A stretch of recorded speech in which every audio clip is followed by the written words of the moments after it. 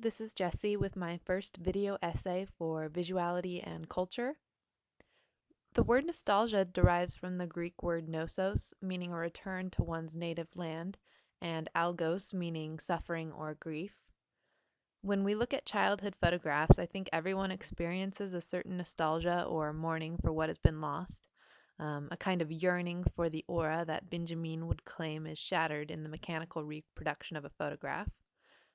But as much as I mourn the loss of my own childhood when I look at old photographs of myself, I'm even more disturbed when I cannot exactly recognize myself in a photo because of that uncanny something.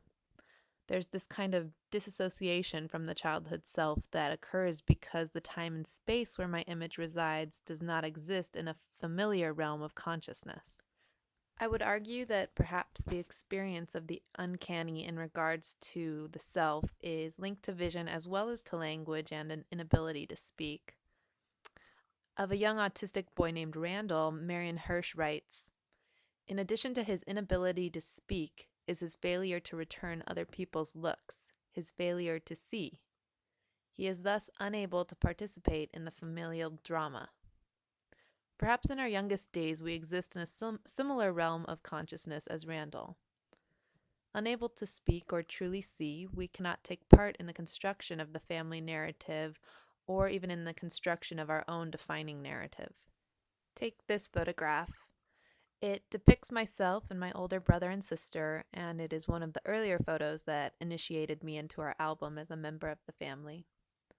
However, I still feel disassociated from the photograph because my infant gaze does not appear capable of making meaning or memory, and in fact, I cannot reach back so far in my recollection to actually attach a memory to this image. Rather, the photograph remembers for me. I don't impose meaning on this image so much as it imposes meaning on me. In Family Secrets, Annette Kuhn tells us, "Memories evoked by a photo do not simply spring out of the image itself, but are generated in a network, an intertext, of discourses that shift between past and present." It is in looking at photos from this era in my life, very early childhood, where I must rely on the narratives constructed in others' memories to recognize my own story. Strangely, parents often take the most photos of their young children so that when the children grow older, they might remember their youth. But who ultimately controls the narrative of childhood when the child cannot remember enough to build their own story? Getting back to my discussion of perceiving the self in old photographs, I look at this photo. Here we see a picture of my mother and older sister, undoubtedly taken by my father. The studium is bound up in the exchange between the mother and child, positioning this as an image that plays into what Hirsch might deem the folklorized, timeless representation of the family romance. Of course, this being a personal family photograph, the image of familial intimacy resonates more strongly with me than another spectator, but that at the same time I too am distanced from it because it was taken before my existence and life story began.